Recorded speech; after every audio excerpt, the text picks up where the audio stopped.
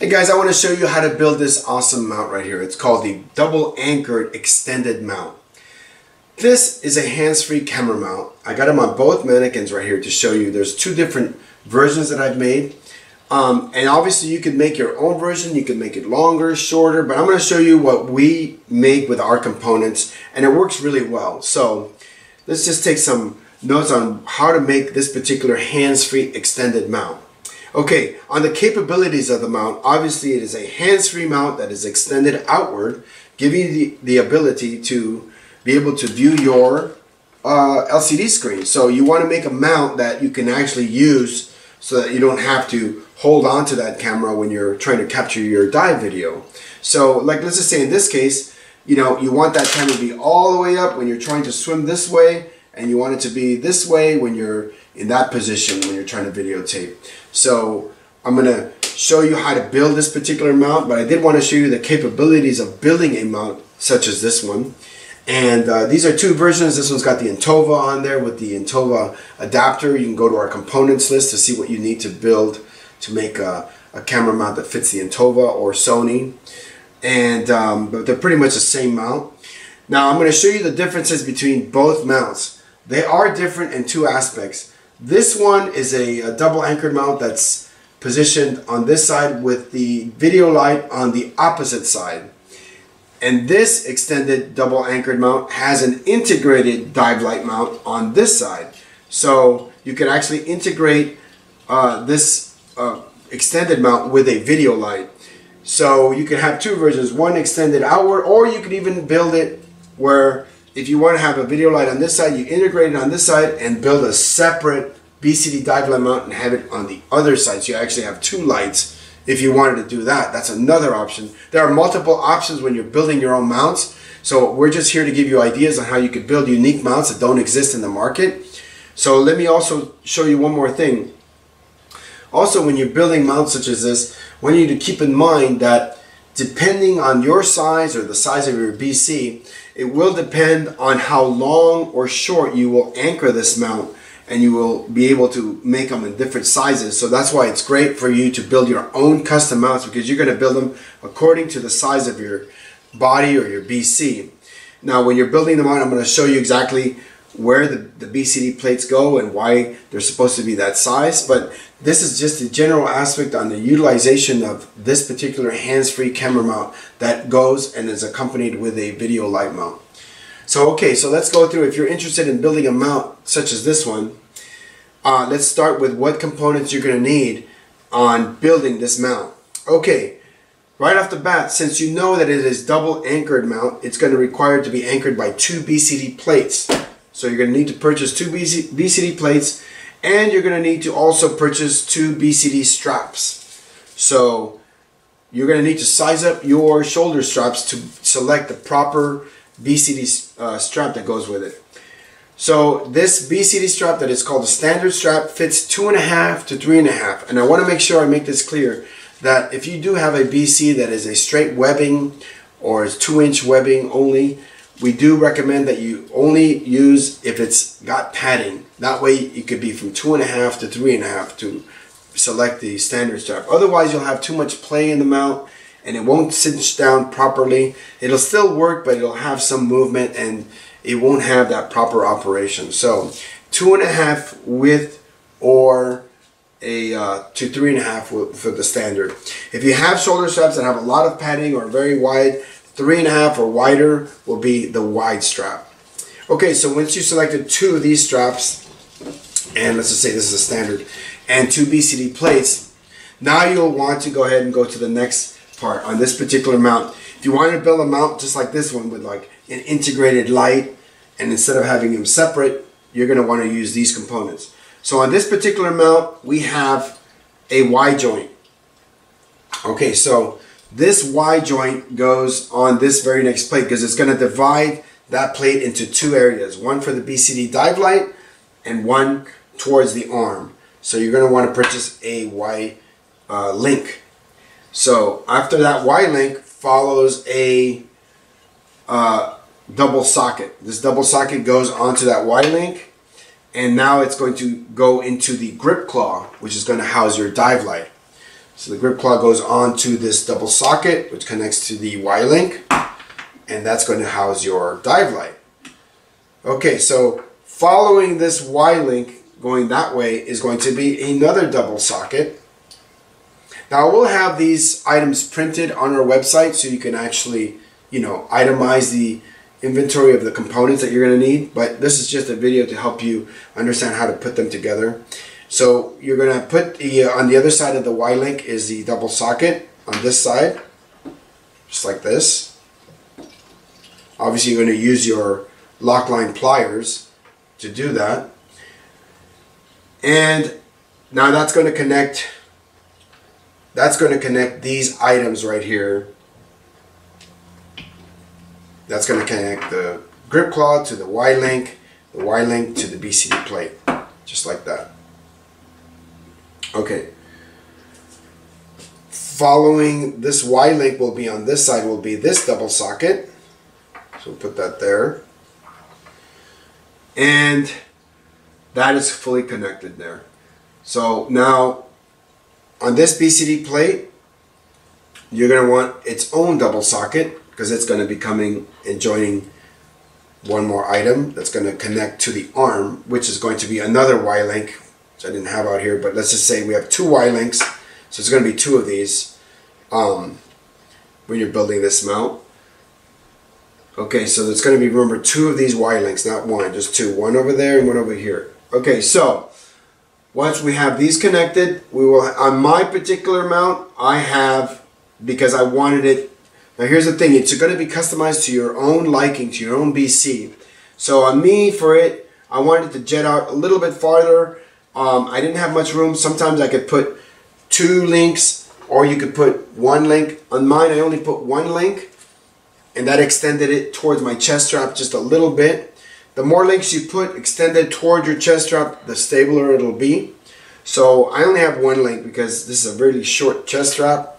So one link is going to be following this Y-link right here. It's only one link after that on this particular mount.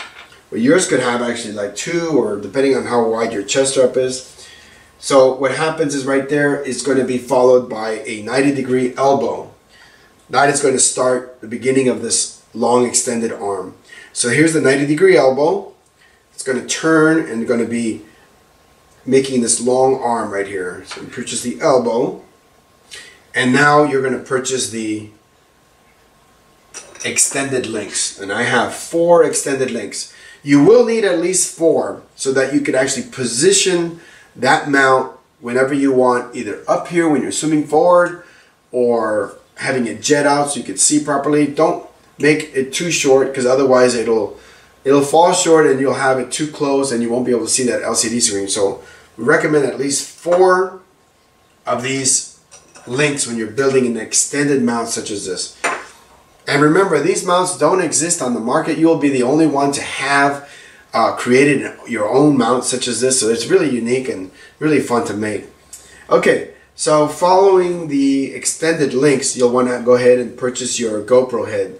This is obviously what's going to have mount your GoPro to that. So you'll purchase your GoPro head, which sits and clips and attaches with the Lockline pliers, your GoPro head. So that's one of the last items. Now, I want to go ahead and stress on some of the items that you do need to get all as well. Is I have 1, 2, 3, 4, 5. I have several clamps on this mount. The most vital clamps are the ones on the arm. You need to have at least a clamp on each joint of these extended links. Okay, so since you have 4 links, you have 1, 2, 3, 4, but you do have 5 because it connects to the elbow. You will need at least 5 clamps if you wanted to make a mount such as this.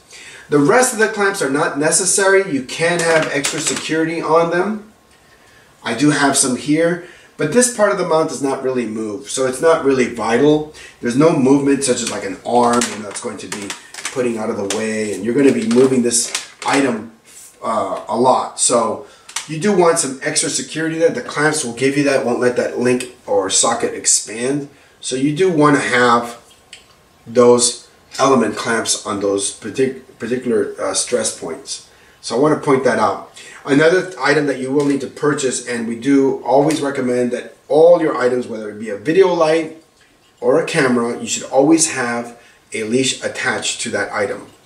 So this is the, you'll need to purchase the extended long arm leash, okay, not just the long arm leash. The long arm leash is a little too short.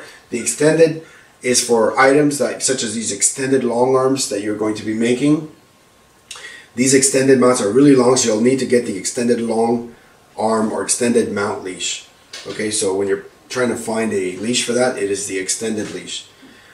Okay, so that covers the leash and the building components for that. So another thing I want to stress is, now do you notice that there's a smooth operation to this mount? So that enables you to have slight trimming of the mount without having very rigid or kind of irritating, sound coming from the mount. Now, when you go to our video light portion building, this part of the mount building, we are covering that, what to do prior to assembly, what to put onto the actual links. It's going to be 100% silicone that's actually like let dry. You have to let that dry before you actually assemble them. It takes about an hour for that silicone to dry, and you just visit that portion of the video and it'll show you. It's really quick. You just put a very light film and it'll give you this operation for many uses. And when it does kind of get a little harder, then you can actually just take the mount apart and put it again, let that dry, just click them back together, and it'll last you for a long time. And I find that's really something I really like using, because number one, it's vital for some of the mounts, and then for some of the other mounts, it actually makes it more enjoyable to use when you have that on there. Okay, I want to point out to you also, for the anchoring of this mount, you have 2 anchor points, but yet for the stability of the mount, I do have it anchored in one more area. And I want to give you this tip, because though you could have it without this anchor point, I suggest that you anchor it to your chest strap. Obviously, you don't want to anchor or build a mount that attaches across the chest strap, because you don't want to impede the ditching of your BC. So I want to stress the fact on how not to misuse the product. Number one, on building, you want to keep it safe. You want to make sure that your BC is ditchable at all times, and that your buckle is accessible. So you want to make sure that you don't impede the accessibility of your buckle so that you can ditch your BC. But now you can anchor it on this side of the strap. So what I've done is I've put this, this right here is the zip clamp. Now the zip clamp is a reusable clamp that you basically, clip together like that, so it cinches down, and you could position that around your, let's just say this little arm. And I've done that with this chest strap, that's why it's not moving. So it gives me another anchor stability right there. And you're gonna wanna do that at that junction. Whether this little arm is a little bit jetting out more, you could anchor it a little bit farther out. But this little item, you'd want to get something like this. This is the we sell this on our website. You could just get this zip clamp, and you could you just basically take it apart. You go like that. You push them outward like this, and then they come apart. And then obviously it's just like a zip tie, but it's a reusable clamp. You just go like that, and now it tightens down, and it'll cinch down, pulling that chest strap and the mount together, and then that'll give you the stability you want on this part of the area of your mount.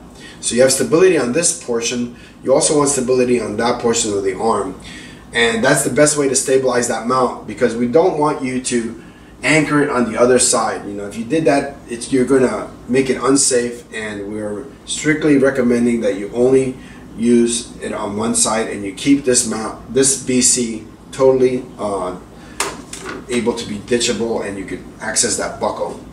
So okay, so those are the examples on how to build this part of the mount. Now, when you're putting in your dive light, obviously we also recommend that you purchase the leash for your camera, and you also secure your dive light as well. So your dive light comes with a handle lanyard, or you could put your own lanyard on it. But we do sell individual plastic clips. If you don't have one, they're really inexpensive. You can just purchase a small plastic clip, attach it to your lanyard, and now you can snap your lanyard onto a D-ring. So there you have the two BCD plates with its own adjustable dive light mount. You have your extended arm. You have it anchored down with the with this zip clamp. And this is another item that I did not mention. You need to purchase a zip clamp if you want an anchor there. I really recommend that you purchase one of these and anchor that down. And if you don't want to purchase a zip clamp, you could always use a zip tie, and you just have to cut that off. I mean, one of the things I do want to mention is you don't really need to remove the mount. If you're going to use it next time, just rinse it off. You know, you could take your items out, such as your camera and your dive light, and fully take your batteries out and all that. But the mount itself, you can just leave the mount on and just rinse it the way it is. It'll be totally fine that way if you wanted to use a zip tie and not take that off. But you could purchase the removable zip clamp if you wanted to do that and have that anchor that in different points. Now on this side, let's go over what I did to build this mount. It's the same extended mount. Obviously, one of those things that you want to see is I gave you the itemized components of what I built that mount with, but remember, you can make this part of the mount where it's anchored right here in a really short form this way. You can make, if you're a bigger person, you have a bigger BC, you might want to have that mount with a couple of links and have it down here. The one thing that you do want to remember is when you position this type of a mount, you want to have the BCD plate all the way up to the shoulder strap, so that the mount itself is not going to slide down. If you put it up here, it might want to move on you, and then you'll have it slide down. So, you know, make the mount so that it's already in the position that's already anchored all the way, it's already hitting and bottoming out on the chest strap. Okay, so on this particular mount, it's pretty much the same components. It's got the same amount of double sockets. The only difference here is I don't have a Y-link coming out of one because I don't have it attached to a dive light. But like I said before, if you wanted to have two dive lights, you could have the Y-link here and you build your individual BCD dive light on the other side. But in this particular case, I don't have it. It's just a simple two plates. There's no Y-link attached to this one, and it's pretty basic. On this mount, obviously I've mounted an Intova camera. I have the zip clamp on it anchored to the chest strap, so it'll give me that stability on that part of the mount.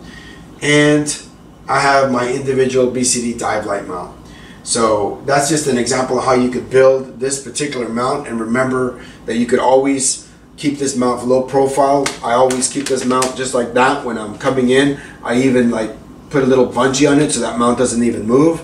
And you're basically completely low profile. Once I get in the water, I unhook that mount, and now I get myself prepared to videotape, and I am just fully prepared to have a hands-free capturing my dive video using this type of a mount. It's completely unique. You won't find it on the market, so you're gonna have a lot of fun building these kind of mounts. And obviously you can modify these mounts any way you want, except just make sure that they are safe and you're not anchoring to the other side. I want to stress that part, because we really want you to be safe and responsible when you're building your mounts. So thanks very much for tuning in, and tune in on the other videos on how to build your own mounts. Thanks again.